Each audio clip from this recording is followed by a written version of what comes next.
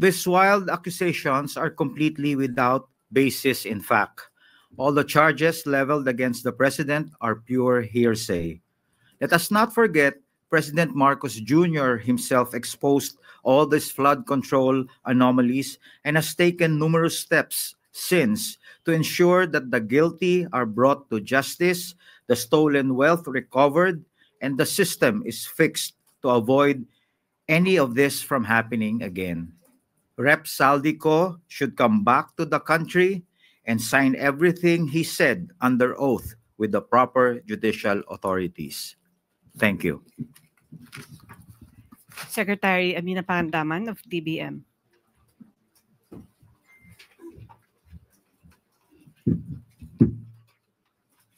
Magandang hapon po sa ating lahat. All appropriations ordered by the President is already in the National Expenditure Program. That is why it is called the President's Budget. So we reject any insinuations about it. The BICAM is purely under the power of the legislature. We respect and strictly follow the budget process and all our actions are above board. Kung maaalala niyo po ang proseso ng budget, ginagawa po ng executive ng 6 na buwan ang ating President's Budget and National Expenditure Program. Ayon sa Constitution, we have 30 days after the State of the Nation Address para isubmit ang National Expenditure Program sa Kongreso. At ayon din sa Constitution, pagkatapos natin masubmit po ang budget sa Kongreso, magkakaroon po tayo ng briefings, di po ba? So ginawa din po yan ng executive para ma-explica po kung ano ang laman ng President's Budget at ng National Expenditure Program. Pagkatapos po nun, magde-deliberate na po sila. Wala na pong role ang Office of the President, ang executive sa BICAM. Yun lang po. Maraming salamat po. Thank you, Secretary Dave Gomez and Secretary Amina Pangandaman. We now have Undersecretary Claire Caso, the Paras Press Officer.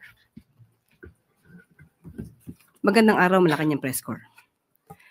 Katatapos lang mag-ulat ng Pangulo kahapon ng mga nagawa upang mapanagot ang lahat ng sangkot. Sa loob lamang ng 3 buwan matapos ibunyag ni Pangulong Ferdinand R. Marcos Jr. ang mga irregularidad sa mga maanumalyang flood control projects ng bansa, marami na ang mga lumutang na personalidad at ang kanilang mga di umanong kinalaman dito. Kabilang narito ang dating kongresistang si Zaldico. Ang pagkakasangkot ng pangalan ni Zaldico ay bunga ng mga ebidensya, mga testimonya, at mga di umanong pagpapayaman niya na makikita sa mga ari-ariang naipundar nila. Dahil lumiliit na ang mundo ni Zaldico, kailangan niyang umiwas at iiwas ang sarili at mag-name drop kahit walang katibayan at laway lang ang puhunan.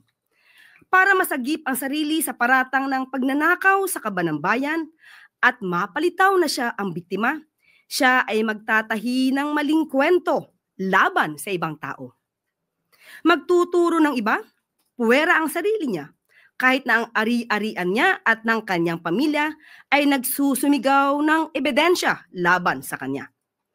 Ang kanyang naging pahayag, mas nagbunga pa ito ng maraming katanungan imbes na sagutin ang kanyang papel dito sa sinasabing anomalya. Lahat ng mga sinasabi ni Zaldico ay pawang mga imbento lamang, walang basihan, walang ebidensya. Umuwi muna siya sa Pilipinas at sumpaan ang kanyang mga sinabi at harapin ang mga demanda o kaso laban sa kanya. Pakatandaan natin, nagsimula ito sa sinabi ng Pangulo sa kanyang Zona 2025. Mahiya naman kayo. Bakit niya pasisimulan ang malalimang pag-iimbestiga? Mag-establish ng ICI, Independent Commission to investigate the anomalous flood control projects and other infrastructure kung ang Pangulo ay may kinalaman dito. Logic. Hindi ba dapat na iiwasan niya ang issue nito kung siya mismo ang mapapasok? Ang investigasyon na sinimula ng Pangulo ay unti-unti nang nagbubunga. Malinaw na ang mga pangyayari. Papalapit na ng papalapit tayo sa katotohanan. Kaya't pinipilit ilihis upang makaiwas ang mga tunay na may sala sa katarungan. At handa na po akong tugunan yung Yusek, magandang hapon po. Ano po ang plano natin kay Congressman Zaldico? Because I understand ang sinabi ni Presidente, we cannot cancel his passport. Pero ano po yung plano natin ngayon para mapauwi siya dito sa Pilipinas? Ito po ay nasa kamay na rin po sa ating pagkakaalam, ay may pending na po mga complaints na naisampa sa kanya. At sana po ay mapabilis na rin po ng ombudsman ang mga pagresolba sa mga kaso na ito at kung sila ay makakapag-rekomenda, kung ano man naman i-recommend nila for dismissal or for filing of the case to the Sandigan Bayan, sana mapabilis na rin po. Kasi ang taong bayan po ay naghihintay na rin ng mabilisang aksyon. Hindi po siya mapapauwi sa ngayon dahil ang naaayon po sa batas, ang hindi pa po nakakasuhan at tinuturing na pugante dahil wala pa pong warrant of arrest na nai-issue ang court o kaya ay siya naman ay hindi pa naman convicted at siya'y tumakas. At hindi natin masasabi na yung kanyang passport ay naisagawa at nai-issue ng, through a fraudulent act.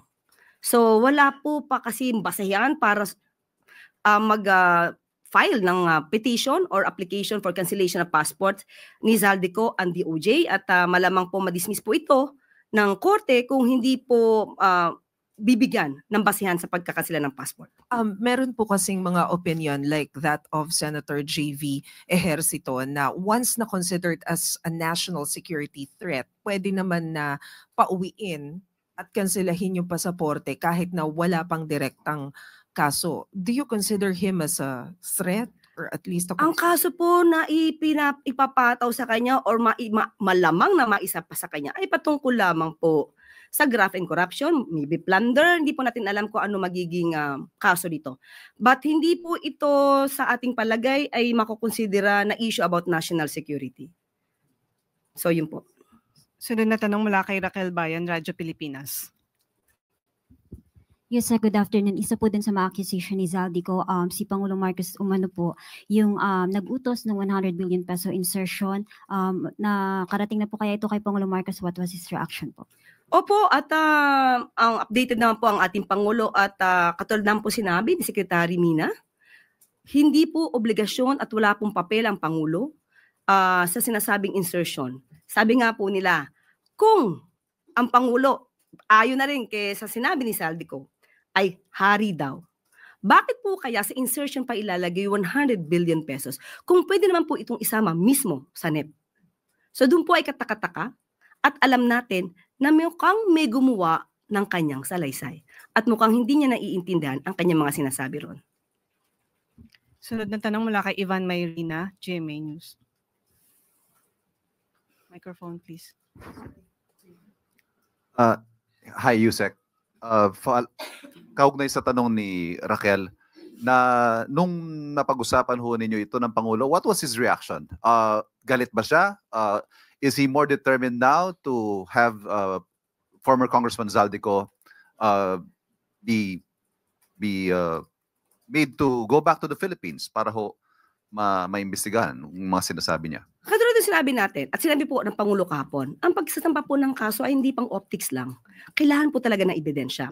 Hindi po ibig sabihin po siya ay dinamay, at alam po natin, at alam din po ng Pangulo na siya ay walang kinalaman dito, at siya pa po mismo ang nagsimula ng pag-iimbestiga ng mga anomalyang flood control projects. Hindi po siya nababahala dahil alam po niya ang katotohanan at kami po mismo ang magbibigay sa inyo ng mga detalye para malaman po ninyo mga sinasabi ni Zaldico ay pawang katang-isip lamang. Ito ho ang unang pagkakataon na nagkaroon ng direct accusation against the President. Again, siya po ba'y nagagalit or is he not taking it seriously dahil tulad na nabanggit ninyo, sa tingin niya hindi totoo? Hindi po natin masasabing hindi niya to siniseryoso. Ang akusasyon, kahit ano po ang mangyari, maaaring may maniwalang tao. Kaya po ngayon pa lamang ay binibigay namin sa inyo kung ano pa ang katotohanan. At hindi natin siguro masisisi si Zaldico dahil alam natin na lumiliit ang kanyang mundo. Kaya nga ang sabi po natin sa kanya, siya po ay maaaring umuwi rito, mas magandang umuwi siya rito, at kanya po itong isalaysay. Dito mismo sa bansa, harapin niya ang kaso niya, humarap siya sa notaryo publiko na lehitimong notaryo publiko, hindi kung saan-saan lang nakukuha. Para naman mapatunayan niya ang kanyang mga akusasyon. Dahil mismo sa kanyang mga sinabi, kung ito po ay inyong nabasa, ang dami pong mga inconsistencies. Sorry, panghuli po. Is the President willing to guarantee the safety of the former congressman? Kasi nagpahayag siya ng pagkabahala na ayaw niya umuwi dahil daw sa banta sa kanyang buhay. Unang-una, hindi po ba dapat siya ang magpatunay kung may banta sa buhay niya? Saan po niya nakuha itong mga idea na to? Nung umuwi po ba siya dito, or rather, nung siya ba ay umalis, may pagbabanta na sa buhay niya? Nasa na mga records na masasabing may nagbabanta sa buhay niya? Dapat niya po munang patunayan yan bago niya ibuka ang kanyang bibig. Sunod na tanong mula kay Eden Santos, Net 25. Yusek, ano po yung naging dahilan ni Kong Saldico, bakit siya biglang bumaliktad at itinuro ang Pangulo at si former Speaker Martin Romualdez dito po sa corruption sa flood control projects? Alam naman po natin na close yung kanilang relationship. Pinupuri pa nga siya ng Pangulo bilang chair ng appropriations before sila po ni Speaker Martin. But biglang naging ganito po yung kanyang salaysay at itinuro niya mismo ang Pangulo dito sa anomalya na ito? Unang-unang po, parang wala naman po ako masasabi na sila ay close. Wala po ako nakikita kung gaano ang closeness nila. So maaari, pagdating sa trabaho, sila ay nagkakausap, pero kung sasabihin niyo po ang kanilang relasyon ay close, hindi po yan natin masasabi at wala pa po makakapagpatunay ng ganyan. Unang-una po kung anong dahilan niya, yan po ang magiging trabaho ng mga matitinong mga media practitioner. Kayo po ang magtanong sa kanya. Bakit siya nagsasabi ng mga ganitong kwento at hanapan niyo po siya ng ebidensya? Dahil kung kami po ang tatanungin niyo, hindi namin alam kung bakit siya nagsasalita ng kasinungalingan. Most probably, para itawid ang kanyang sarili at sabihin wala siyang kasalanan. Yun ang pinaka-basic reason. Pero kung ano pang mas malalim na dahilan niya, kayo na po ang magtanong sa kanya.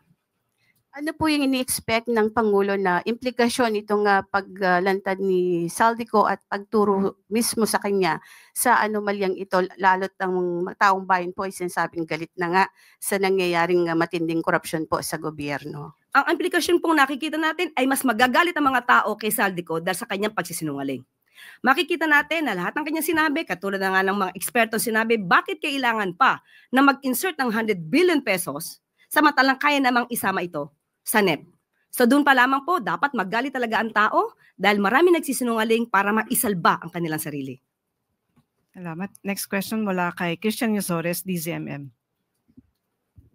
Hi, Yusek. May mga ulat po na lumabas sa social media na nagpatawag di umano ng meeting si Pangulo sa kanyang security cluster. Is the palace in panic mode dahil so posible po na mag-spark na naman ng panibagong public outrage yung expose ni dating congressman ko? Wala po ako nabalita ang ganyan. At ako sino po ang nagsabi niyan? Muli, patunayan po niya. Tayo po nga ay dapat napunta ng Intramuros eh. Hindi po ba? At meron doong event. So wala pong panic mode na tayong pinag-uusapan. Kailangan lang po nating magkaroon ng press briefing ngayon para po maipaliwanag sa mga kababayan natin kung sino ba talaga ang nagsisinungaling. So Mr. Saldico, mas maganda po umuwi kayo dito. Kung maaari, sabayan nyo na rin po yung mga ibang mga fugitive na nagtatago sa ibang bansa. Last two questions. First from Katrina Domingo, ABS-CBN. Undersecretary, ano po yung balak ng palasyong gawin to address Zaldico's accusations? Aside from denying it, does the palace intend or the president intend to file charges against him? Depende po. May part 2 pa, sabi niya. Abangan ang part 2. Parang part 1 pa lang to. So malamang gagawa na naman to ng panibagong kwento dahil nadinignan niya kung anong sinabi natin. So abangan natin kung ano na namang tahitahing kwento ang inyong madidinig mula sa kanya. Kaya, be cautious. Now, follow-up question. As mentioned earlier, Zaldico's statements might spark a fresh outrage from the public. How concerned is the president with the upcoming INC rally over the weekend? Alam ko naman po na ang mga miyembro ng INC ay matatalino, makadiyos, makabayan. So alam po nila kung sino nagsisinungaling at alam po nila kung sino ang tunay na nagtatrabaho para sa bayan. So yun lamang po. Tandaan natin, walang ganyang karaming air assets ang Pangulo. Last question mula kay Vance Fernandez. Good afternoon, ma'am. Do you have any idea who is behind this tell-a-lie accusation? May naiisip ba ako? Mahirap magsalita, pero minsan kayo mismo mag-iisip, sino kaya ang nasa likod nito? Yung mga obstructionists, destabilizers, o lumiliit lang siguro talaga ang mundo ni Saldico dahil siya po mismo ang naiipit sa mga aksyon na mismong siya ang gumawa. Thank you, Yusek Claire. Okay, go. Okay. Ma'am, last na lang po.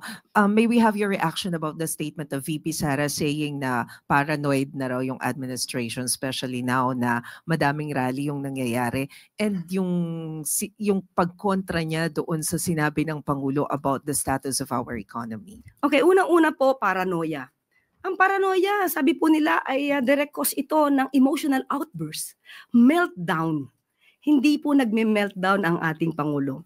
Nagkataon lang po, syempre po kapag ka po may mga issue, may nababalitaan, may mga nagre-report na di umanong may gustong magpabaksak sa gobyerno, ano po ba ang dapat gawin ng gobyerno? Matulog? Manahimik? Mag-relax? Kailangan po itong mamonitor. Hindi naman po ibig sabihin na ito ay may katotohanan, but still, hindi po to dapat na tinutulugan. Patungkol po doon sa, again, Maricel, ano yung second? Sa economy, kinontra niya yung statement ni President. Sa ekonomiya. Tandaan po natin, inamin po natin na naaapektuhan ng economic growth. Bakit? Dahil sa marami pong naging kalamidad. At may issue din po patungkol dito sa korupsyon. At tandaan po natin, ang korupsyon na ito ay hindi lang sa panahon ngayon. Panahon pa po nung nakaraang administrasyon. Hinahanap pa po ang 33.5 billion pesos na patungkol po sa flood control master plan sa Cebu or Metro Cebu. Isa po ito na dapat imbestigahan. Nakakakos din po ito sa ating ekonomiya.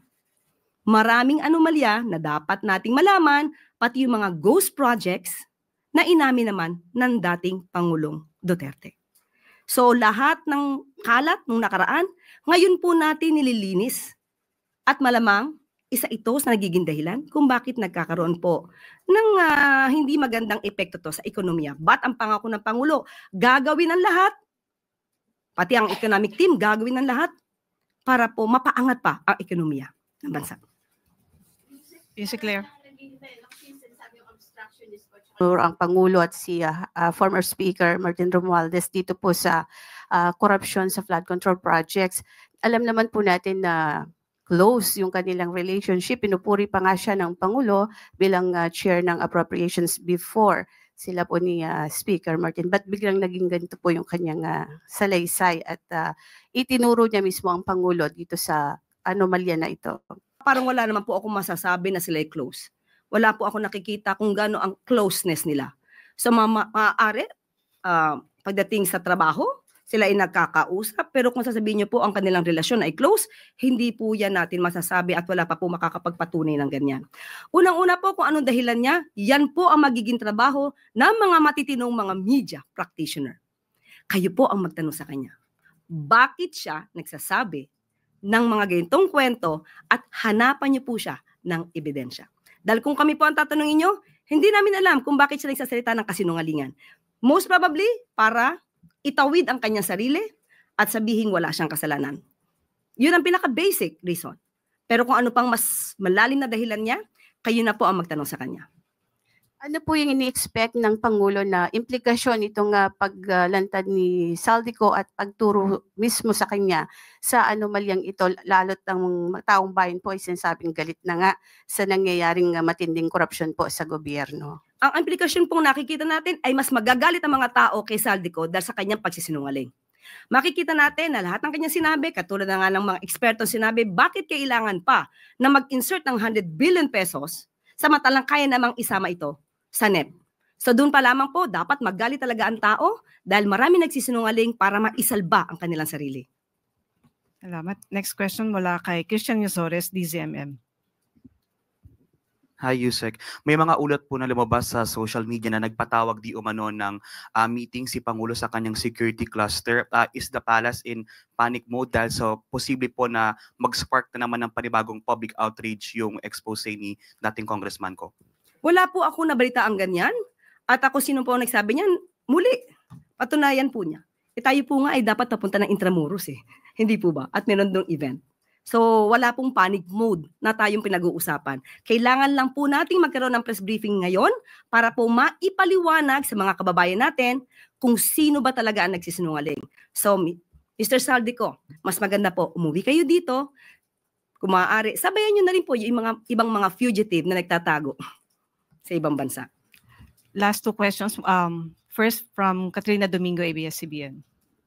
Undersecretary, ano po yung balak ng palasyong gawin to address Zaldico's accusations? Aside from denying it, does the palace intend or the president intend to file charges against him? Depende po. May part 2 pa, sabi niya. Abangan ang part 2. Parang part 1 pa lang to. So malamang gagawa na naman to ng panibagong kwento dahil nadinignan niya kung anong sinabi natin. So abangan natin kung ano na namang tahitahing kwento ang inyong madidinig mula sa kanya. Kaya, be cautious. Ma'am, follow-up question. As mentioned earlier, Zaldico's statements might spark a fresh outrage from the public. How concerned is the president with the upcoming INC rally over the weekend? Alam ko naman po na ang mga miyembro ng INC ay matatalino, makadiyos, makabayan. So alam po nila kung sino nagsisinungaling at alam po nila kung sino ang tunay na nagtatrabaho para sa bayan. So yun lamang po. Tandaan natin, walang ganyang karaming air assets ang Pangulo. Last question mula kay Vance Fernandez. Good afternoon, ma'am. Do you have any idea who is behind this tell-a-lie accusation? May naiisip ba ako? Mahirap magsalita, pero minsan kayo mismo mag-iisip, sino kaya ang nasa likod nito? Yung mga obstructionists, destabilizers, o lumiliit lang siguro talaga ang mundo ni Saldico dahil siya po mismo ang naiipit sa mga aksyon na mismong siya ang gumawa. Thank you, Yusek Claire. Okay, go. Okay. Ma'am, last na lang po. May we have your reaction about the statement of VP Sara saying na paranoid na raw yung administration, especially now na madaming rally yung nangyayari, and yung pagkontra niya doon sa sinabi ng Pangulo about the status of our economy? Okay, unang-una po, paranoia. Ang paranoia, sabi po nila, ay direct cause ito ng emotional outburst, meltdown. Hindi po nagme-meltdown ang ating Pangulo. Nagkataon lang po, syempre po kapag ka po may mga issue, may nababalitaan, may mga nagre-report na di umanong may gustong magpabaksak sa gobyerno, ano po ba ang dapat gawin ng gobyerno? Matulog? Manahimik? Mag-relax? Kailangan po itong ma-monitor. Hindi naman po ibig sabihin na ito ay may katotohanan, but still, hindi po to dapat na tinutulugan. Patungkol po doon sa, again, Maricel, ano yung second? Sa economy, kinontra niya yung statement ni President. Sa ekonomiya. Tandaan po natin,